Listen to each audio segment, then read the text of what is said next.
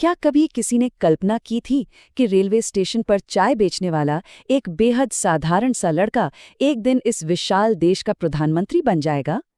भारत के इतिहास में कुछ कहानियां सिर्फ राजनीति की नहीं होती। ये कहानियां होती हैं कड़े संघर्ष की, बड़े सपनों की और उस अटूट जिद की जो इतिहास के पन्नों को पलट कर रख देती है।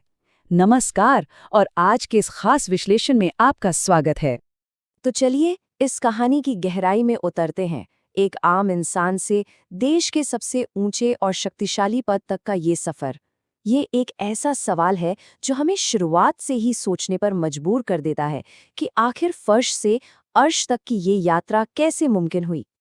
अगर हम इस सफ़र के कंट्रास्ट को देखें तो ये सच में बहुत विशाल है।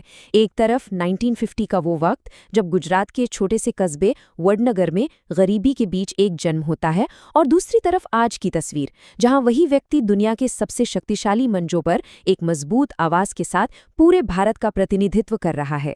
इस विशाल सफ़र की असल जड़ें बचपन की उन तंग गलियों में ही छिपी थी। शुरुआती जीवन बिल्कुल भी आसान नहीं था। भारी गरीबी थी, पिता के साथ रेलवे स्टेशन पर चाय बेचना पड़ता था। लेकिन इन तमाम मुश्किलों के बीच भी कुछ चीजें बिल्कुल साफ थीं। नाटकों में हिस्सा लेना, वाद विवाद करना और भीतर कूट कूट कर भरी देशभक्ति। सच कहें तो एक बड़े विजन और लीडरशिप के बीज यहीं से बोए जा रहे थे। अब देखते हैं कि ये सफर आगे कैसे बढ़ता है। युवावस्था में आते आते दो बहुत ही अहम कदम उठाए गए। पहला, राष्ट्रीय स्वयं सेवक संघ यानी आरएसएस से जुड़ना, जहां से कड़ा अनुशासन और राष्ट्र सेवा का पाठ सीखा गया। और फिर दूसरा कदम, भारतीय जनता पार्टी में एंट्री। यहीं से संगठन के भीतर रणनीति बनी और ग्राउंड लेवल पर लोगों के साथ एक बेहद मजबूत कनेक्शन बनना शुरू हुआ। अगर हम इस पूरी टाइमलाइन पर एक बर्ड्स आई व्यू डालें तो 3 सबसे बड़े माइलस्टोन्स उभरकर सामने आते हैं। 1950 में वो साधारण शुरुआत, फिर 2001 में गुजरात के मुख्यमंत्री के रूप में एक बिल्कुल नया अध्याय, और फिर आता है 2014, वो ऐतिहासिक साल जब वो भारत के प्रधानमंत्री बने। भाग 1, गुजरात का युग। एक ऐसा दौर जिसका पूरा फोकस सिर्फ विकास और निवेश पर था। जब 2001 में मुख्यमंत्री की कुर्सी संभाली गई तो शुरुआत में चुनौतियां पहाड़ जैसी थीं, लेकिन एजेंडा एकदम स्पष्ट था, डेवलपमेंट। वाइब्रेंट गुजरात कोई आम सरकारी योजना नहीं थी। इस एक पहल ने राज्य को दुनिया भर के इन्वेस्टर्स के लिए एक बहुत बड़ा हब बना दिया।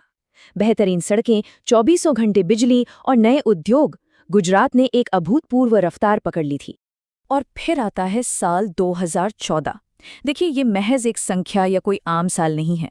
ये भारतीय राजनीति के इतिहास का एक बहुत ही निर्णायक और सबसे बड़ा ऐतिहासिक मोड़ साबित हुआ। उस वक्त एक नारा देश के हर गली मोहल्ले, हर एक घर तक पहुंचा था, अच्छे दिन आने वाले हैं। 2014 की वो जीत सिर्फ एक चुनाव जीतना नहीं था, बल्कि वो पूरे देश में बदलाव की एक बहुत बड़ी उम्मीद थी। एक ऐसी लहर जिसने राजनीतिक समीकरणों को हमेशा के लिए बदल कर रख दिया। भाग 2, प्रधानमंत्री मोदी और उनके वो बड़े व्यापक नीतिगत फैसले। प्रधानमंत्री बनते ही कई बेहद बड़े और तेज फैसले लिए गए। 2016 में काले धन पर प्रहार करने वाली नोटबंदी हो, वन नेशन वन टैक्स के रूप में जीएसटी हो, या फिर स्वच्छ भारत और डिजिटल इंडिया। स्रोत सामग्री ये साफ बताती है कि इन फैसलों पर देश भर में खूब बहस हुई, तीखी आलोचनाएं भी हुई। लेकिन एक बात तो तय है, इनका समाज और इकोनॉमी पर इम्पैक्ट बहुत ही गहरा रहा। उदाहरण के लिए स्वच्छ भारत अभियान को ही ले लीजिए। इसका असर सीधे जमीन पर दिखा। इसने एक साधारण सी दिखने वाली सरकारी नीति को एक विशाल जन आंदोलन में बदल दिया। साफ सफाई अब सिर्फ सरकार का काम नहीं था, ये पूरे देश का एक राष्ट्रीय कर्तव्य बन गया था। और फिर बात आती है डिजिटल इंडिया की।